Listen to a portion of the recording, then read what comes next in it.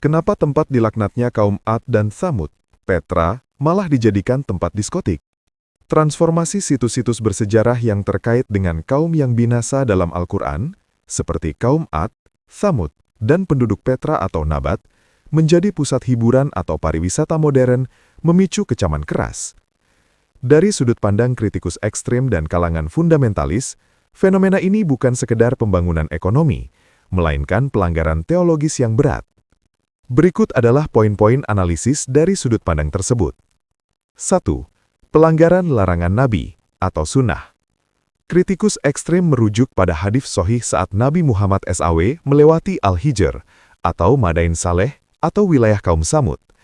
Nabi memerintahkan para sahabat untuk mempercepat langkah, menangis, dan melarang mengambil air atau makan di sana kecuali dalam keadaan terpaksa.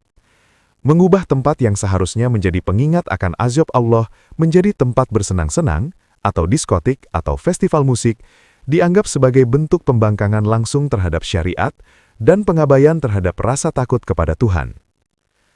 2. Desakralisasi dan penghinaan terhadap sejarah para nabi. Kaum Ad dan Tsamud dikenal karena kesombongan mereka dalam membangun gedung-gedung tinggi di gunung-gunung batu. Kritikus melihat adanya ironi yang mengerikan. Pemerintah modern justru membangkitkan kembali kesombongan yang sama dengan mengadakan pesta pora di tempat yang hancur karena maksiat. Menjadikan Petra atau wilayah sekitarnya sebagai tempat diskotik dipandang sebagai upaya menormalisasi dosa di lokasi yang secara historis merupakan monumen kegagalan manusia melawan perintah Allah. 3. Agenda globalisasi sekuler. Kritikus ekstrim sering memandang proyek-proyek ini sebagai bagian dari agenda global untuk menghapus identitas keislaman dari Jazirah Arab dan sekitarnya. Mereka menuduh bahwa mengubah situs terkutuk menjadi tempat hiburan adalah cara untuk mencabut akar spiritualitas umat, sehingga situs tersebut tidak lagi dianggap sebagai ibroh atau pelajaran, melainkan sekedar komoditas pariwisata yang profan. 4. Ketakutan akan datangnya azab kembali.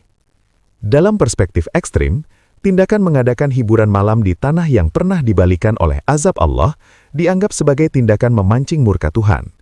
Mereka percaya bahwa mengabaikan status tanah terlarang ini dapat mengundang bencana serupa di masa depan bagi bangsa yang melakukannya. Referensi dan sudut pandang terpait. Hadis Sahih Bukhari dan Muslim mengenai larangan memasuki wilayah kaum yang diazab kecuali dalam keadaan menangis.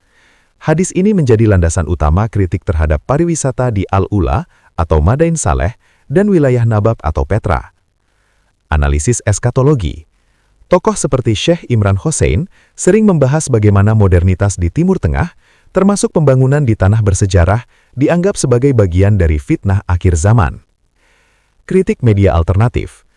Berbagai forum teologis konservatif di Timur Tengah sering mengeluarkan pernyataan keras terhadap festival Azimut di Al-Ula atau acara serupa di Petra, yang mereka labeli sebagai kembalinya jahiliyah.